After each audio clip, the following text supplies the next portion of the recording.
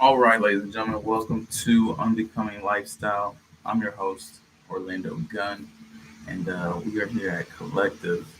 Um, it is a social performance club here in Austin, Texas. So, just want to really jump on and make a confession. It is 2022, and since 2020, I failed a major goal. And so the confession simply is my execution has been trash. Or if I'm in the locker room, my execution has been straight. You understand? And so I'm taking this opportunity just to be open, transparent, honest, and uh, and just flat out say my execution has been trash. And so if you're new to Unbecoming Lifestyle, it's based on the premise of what if life wasn't about becoming anything at all? What if life was more about unbecoming, right? Everything that we are, so that we may in turn become who God has purposed us to be. Now, whether you believe in God or not, that's between you and Him. But at the end of the day, at the end of your life, you will realize and experience that your skills, your time, your passions, your talent, all are bigger than you in the first place. And you'll realize that this whole thing is bigger than you in the first place. And there is an equation that I've discovered, which is pain plus process ultimately equals purpose. And for purpose, that can be equated to your self actualization, where we find our true reason for being here. We discover true challenges, true burdens, true purposes as to what we're created for, true gifting as to why we're supposed to use it. And so none of that matters if your execution is trash.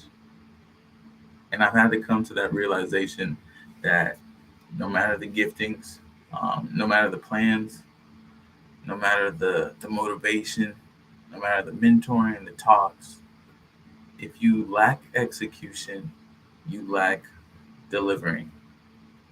If you lack execution, you lack worship. Execution is worship. I heard that from my guy, E.T. Eric Thomas, a hip hop preacher. At the end of the day, he's right. Execution is worship. God gave you specific gifts to use. God gave you specific gifts to use. And don't look around and say, man, well, you don't know my story, or I'm not special. I ain't got no gifts. That's a lie. You were created by a creator, which means you are creative. You were created by a creator, which means you are a creative. He gave you at least one. He gave you at least one talent. And if you're still thinking you can't fathom or figure out what your talent is or what your ability is, here's a question. What is the one thing that you do the greatest with the least amount of effort? Mm. What's the one thing I do the greatest with the least amount of effort? In my own life, I think of writing. I've had a knack for picking up a pen and just jotting down thoughts or doodling and then writing some stuff or using words to communicate deep emotion, love, encouragement, things of that nature. I got into a writing class. I did very well. And in high school, I was in HOSA, and I entered this poem contest. First poem I ever wrote, I made it to regionals. So, and that was without practice. That was without working on the skill set. So that right there, that tells me enough that, well, maybe you got something. So think back in your own journey, think back in your own life. What is it I do the greatest with the least amount of effort? What is it I do the best with the least amount of effort? It takes nothing. I just do it. That's a gifting. Now, a lot of these gifts require skills to go along with them. Shout out to Pastor Darius on that one, Darius Daniels. Uh, because a lot of times we think, well, just because we have a gift, we should be successful. Not necessarily. Your gift needs to be supported by skills, and skills can be learned. And so, the more skill sets you acquire, the greater you can utilize that gifting that God gave you. But again, none of this is worth discussing if your execution is trash. And I'll just be honest. So, a lot of people know I am a teacher and a coach, and I was in a transition in my own unbecoming story, uh, making a pivot or shift, possibly from the field and the locker room, and possibly out of the classroom as well, into more in an administrative role, possibly even a principal of the sorts. And the reason for the pivot or the shift was to one, try to gain more time at home, two, try to have a greater influence and responsibility. So I decided during COVID year, 2020, I would take that time and dive full speed, all gas, no brakes, into acquiring my principal certification. And mind you, now this process really should take comfortably, possibly a year, comfortably a year. I started fairly late in the game, and at the end of the day, I was extremely ambitious. And like I've always done, I like to use pressure and time constraints to fuel or be a catalyst to my execution. And I typically, if not always, achieve the goal. I typically, if not always, win when going after my own goals. And I take calculated risks, which means I'm not usually going to take a risk if I don't believe I'm going to fail, which is unfortunate. We should always take those risks. We should always believe in ourselves. We should always bet on ourselves. We should always have an appetite for failure. But I'm working through my own crap. So, per the usual, I take on this huge, ambitious goal, trying to knock out everything within 2 months, 3 months max. And essentially, I took a project that takes about 6 months, and I tried to squeeze it into 2.5, 3 weeks of work.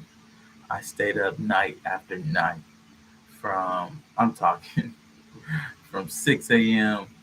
to 2 in the morning. I'd be knocking out papers, knocking out assignments, sending this, sending that, networking with teachers at the school and other principals around the districts and trying to get interviews done. I was doing presentations, I was doing PowerPoints, I was doing research papers. I was knocking them out. I felt like I was in hell week of college uh, every night. And so I was exhausted. I was so exhausted. However, but putting all this work together to earn my principal certification, um, at the end of the day, no matter how many nights I put in, all niners I was putting in, I came up short. And so there's a test, and then there's the academia portion as well, where you submit a plethora of work. And I came up short in some of the plethora of work, but on the test I came up short by 5 points. Five, 5 points. Now, during this time, I had lost uh, one of the most loving motherly members of my family outside of my mother, which is my aunt. Um, and my aunt was like the mother of our entire family. She took care of everyone. She knew everything that was going on with everybody. Everybody trusted her with their junk, their drama, their trauma. And she was a safe haven for everyone. And I lost this person, and I was flying back and forth from Atlanta to help my cousins, just through the transition of losing their parent. And honestly, it was a lot. And right after that, soon after her, maybe a month or two after that, her husband also passed. And again, I continued to fly back and forth to serve my family. And I look at how much effort I poured into that, how much execution I poured into my family, and then I look at the lack of execution for the goal or the thing. And of course, family is top notch. Family's first. God then family. But since I failed that major goal in my life, my execution has been complete trash.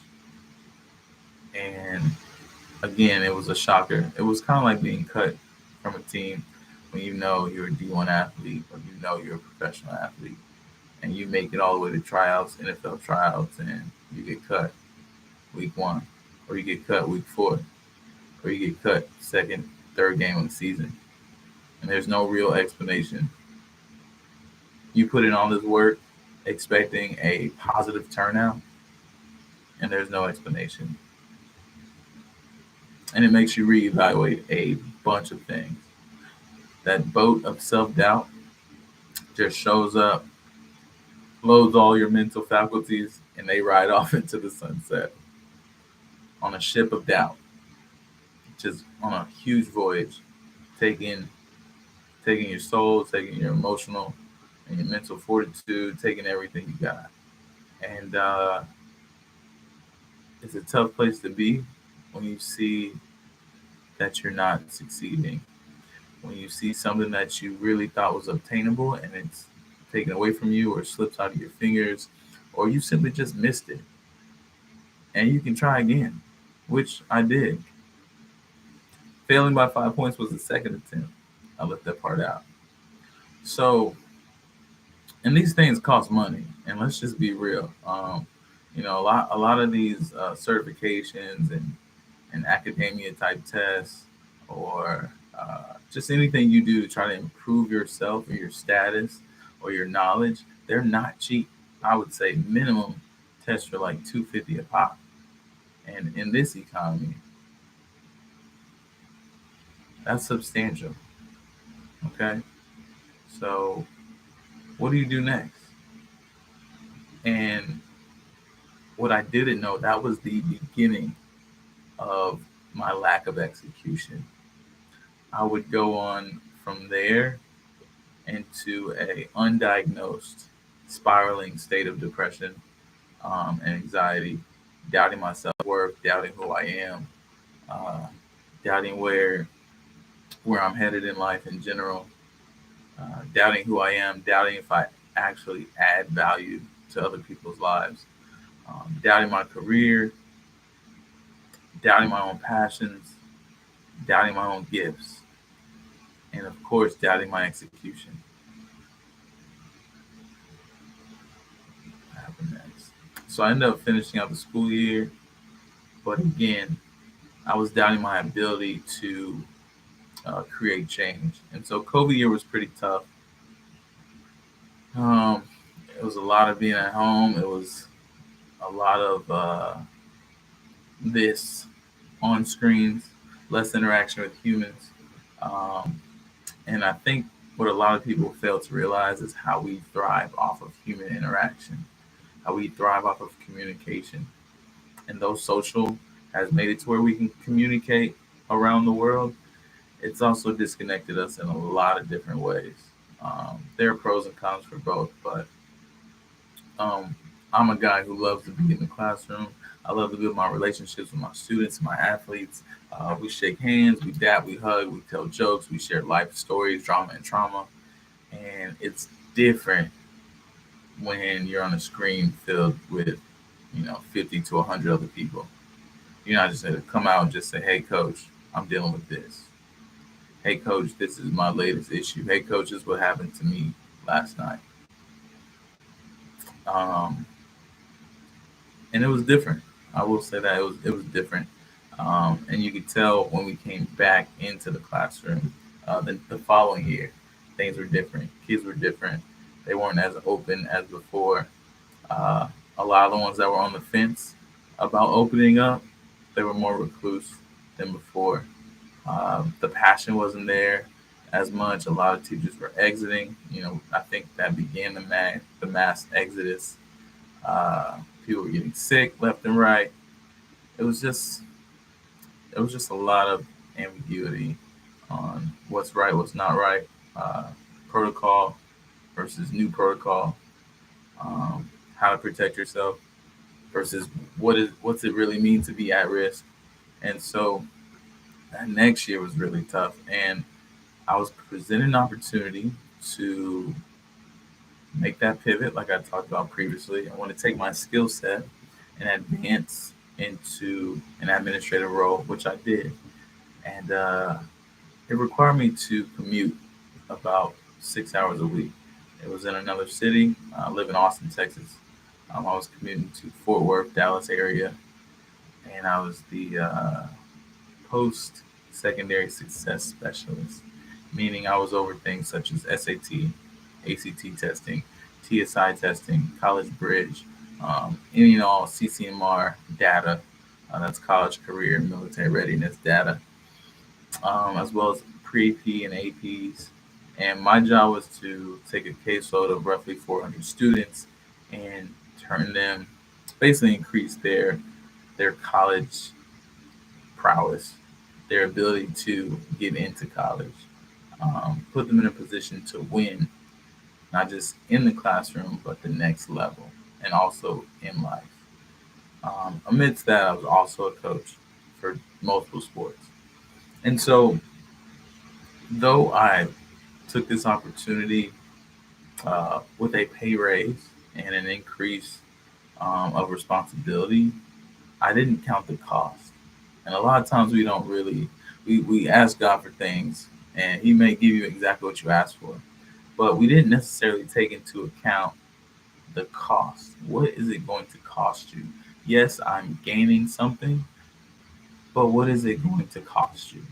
And for me, I was commuting 6 hours a week. I was away from my family.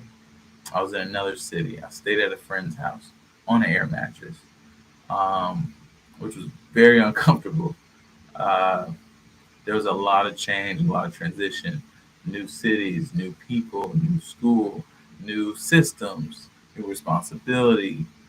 There was just so many questions and little answers. I didn't have a huge team of people around me.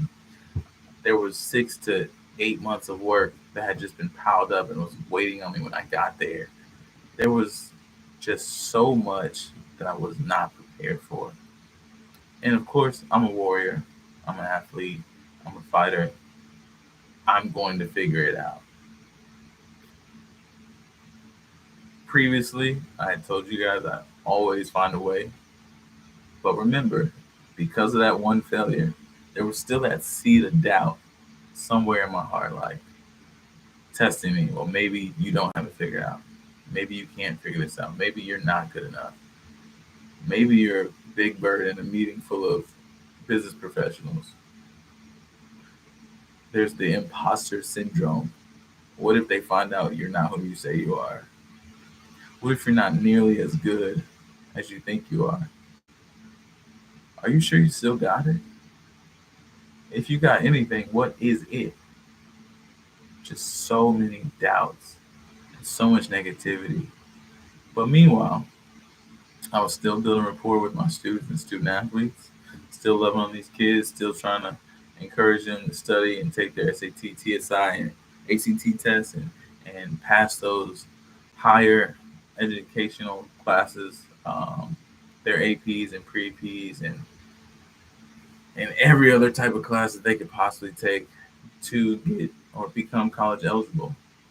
Um, and even for some, I was telling them about the military, how there is an option there. And so that's something I really tried to hold on to. But deep down, I just wasn't mentally healthy. And the only word that came to mind was unsustainable. So you have to ask yourself, when your execution is trash, do you have an unsustainable pattern? Are there negative habits that you continuously do? Are there perpetuating issues? Are there negative thoughts that just run constantly in your mind? Is it a negative environment that you're in? Are you in a healthy space? Mentally, physically, emotionally? Do you have a support group? Are you doing anything that makes you happy? What do you do to replenish yourself? All those things matter, every single one of them. And for me, a lot of those things are out of whack. Didn't have a support group, wasn't in the healthiest environment, wasn't really too many people I could talk to. Everyone I did talk to was like, nah, you'll be fine. Just, we all do stuff we don't like. We all have jobs we don't like. This is just a part of the grind. It's just an everyday experience. It's just a part of life. Everybody has to do stuff they don't agree with, they don't like, they don't want to do. That's your life. That's how you choose to live. I'm a person of passion. I'm a person of purpose. And for me, I made that choice to chase a dollar and responsibility and a title. And it cost me. It cost me dearly. It almost cost me my life. It definitely cost me my mental health. Um, and so doing that consistently, consistently grinding it out, fighting it out, consistently bringing the grit and the fight and the determination, consistently failing and trying again and trying again and failing and trying again and trying again. At one point, I got sick, and I'm thinking, well, maybe it's COVID. So I go to the doctor, or I'm like, well, maybe it's not COVID, maybe it's flu, right? So as I'm at the doctor's office, the doctor's like, well, it's not the flu. Well, you're COVID negative, so it's not COVID. So I'm like, okay, well, what is it? Doctor looks me dead in the eye, and he says, Orlando, I gotta be honest with you, it's stress. Stress. What? Yeah, it's stress. So whatever you're doing, you got to find some balance. You got to find a way to reduce either your workload or whatever's stressing you out so you can get back to normal because your body is reacting. The reason I went to the hospital is because the night before I couldn't sleep, but I also couldn't move and I was nauseous. So I was nauseous for 24 hours. I couldn't move for about 2 hours or so. My body was extremely sore. I was extremely dehydrated, very sick. I've never felt anything like that. I wasn't really working out like that, so it made no sense to me as to what happened, which was pretty scary. And so, for anybody, when you lose complete control of your physical and mental faculties, that's not a comforting feeling whatsoever. Especially as a former athlete, somebody who prides themselves on their ability to use their body and have no ability to use your body, you're definitely going to recheck and reanalyze on some things. So that's how I ended up checking it out. And before I even made that jump or made the move, my wife used to ask, uh, "What? When's the last time you've been happy? What makes you happy?" And at the time, the main two things I could think of was when we had got married 2 years ago, and then when we took our uh, post coronavirus honeymoon to Hawaii. It was just a week, just us. A few months before I accepted that new job, and honestly, I couldn't even answer the question. I was a little baffled, dumbfounded, fumbling around ideas, but nothing really stuck. And I just said, I can't afford to operate based on happiness. Happiness is fleeting. But I couldn't understand why I wasn't happy. I couldn't understand why happiness was so fleeting, why I wasn't filled with joy. And the truth of the matter is, a lot of things were just out of whack. I was chasing money. I was looking and trying to discover a newer, better purpose, a greater responsibility. But that seed of doubt, that lack of execution, that was the seed that was essentially a cancer. a cancer to my soul, to my mental, to my spirit, man. And since since getting sick, since realizing that there's no way I can make this thing shake, there's no way I can flip this from red to green. This is unsustainable. Since I had that real life conversation with myself, I've been on a complete mental health journey. So shout out to BetterHelp. They've been pretty awesome. Shout out to any and all the counselors I connected with. Shout out to my wife for sticking by my side, help me sit on somebody's couch. That whole process could roughly take 30 days to 90 days just to be seen. And one thing COVID did was exacerbate the situation. There's a lot of people who need mental health coaching or just a conversation. And I'm glad I started the journey because that's exactly what it is. This is not some quick fix. Your mental health and wellness is a lifelong journey. And some things just deserve one or two phone calls. Other things deserve 6 months of all in work. And if you have lost yourself, if you don't know who you are anymore, if you don't know what you want out of life, if life isn't, uh, if you're not thriving, and there's nothing that makes you feel alive or want to continue to breathe and enjoy the experience of life, then you probably have 6 months to a year of work that you need to do. And there's nothing wrong with that. It's okay to not be okay. I know it's not mental health month, but it's mental health year, and people need to start taking their mental health seriously. They need to understand what actually makes them feel alive, what makes them happy, what brings joy to their lives, what gives you value, what are your gifts, but more importantly, what habits can you build so you can execute those gifts, so you can get into alignment for your God-given assignment and find yourself in self-actualization, find yourself living in your purpose. And for me, it's been a very, very long road, and nothing's completely clear. There's still some murky water, but yet I've been able to network, meet with a lot of different people. And if you're just joining, just recapping on how my execution has been trashed since 2020, how we all have to discover what our gifts are. And you discover those gifts simply by asking yourself, what is it that I do the best with the least amount of effort?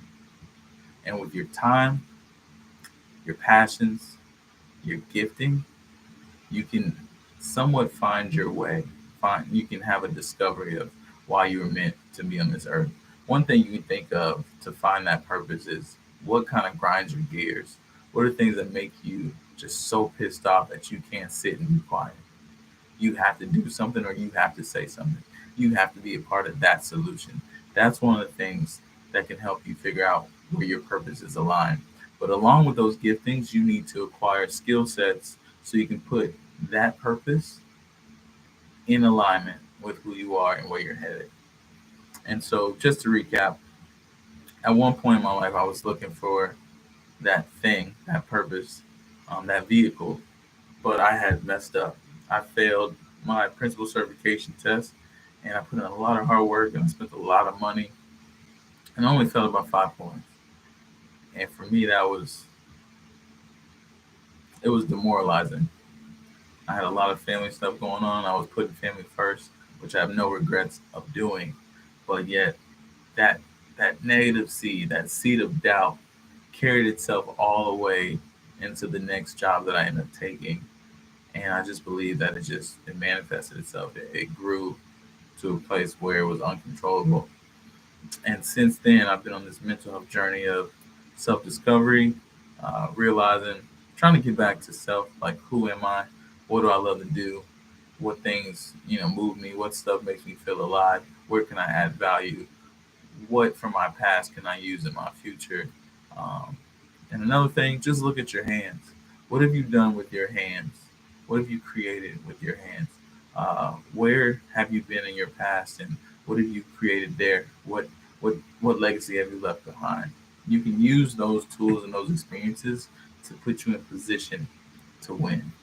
And essentially, I believe that's what life is all about. Helping, doing life together, doing life with one another. We are spending our lives together. But more importantly, putting yourself in a position to win in the game of life. As a coach, I am an advocate for change. I'm a catalyst for change.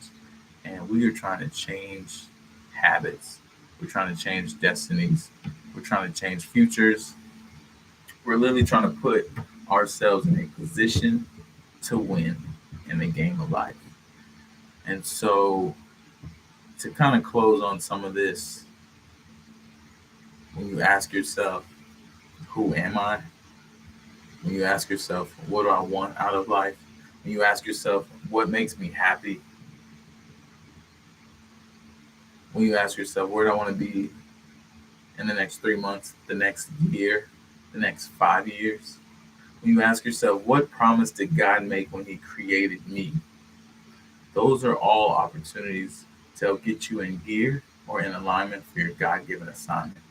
And again, the equation is pain plus process equals purpose. We all have our brokenness stories, and unfortunately, there's going to be multiple. I'm a person who's going to have multiple brokenness stories. Through that brokenness stories, you have to go through and sift out the good and the bad. You got to sift out those lessons, and that's the process of unbecoming what the world put on you, unbecoming your hardships, unbecoming what your mom and dad said about you, unbecoming your environment, and becoming something phenomenal, the greatest version of you. And that's ultimately discovering your purpose or point of authenticity, self actualization. Why was I created to be here? Who did God make me to be? And what problem am I here to fix? Pain plus process equals purpose. And this is the beginning to make the rest of your life the best of your life. And so, as we close, I just want y'all to think about, how has your execution been? If your execution has been trash, you already know some of the things that you have to do. You already know there's some people you need to remove. You already know there needs to be an environment that breeds success, an environment that is helping produce the lifestyle that you want to live or live out. If you're not in that environment, you just got to create change. So when you get sick and tired of being sick and tired, that's when you can get up and make something shake. That's when you can make a difference. So I encourage you all to breathe, live, and love on purpose. This has been a great opportunity to share and do life with you all. I encourage y'all, just, ask yourself the hard questions. Look yourself in the mirror, right between the eyes, and apologize for all the things that didn't work out. Apologize to yourself for the mistakes that you made, for the people that hurt you, for what didn't work, so you can start off tomorrow with a clean, fresh slate. Prayer first. Tell God what you want. Tell God what you need, because He already knows. He's just waiting for you to come have a seat. So, y'all be blessed. Let's get it.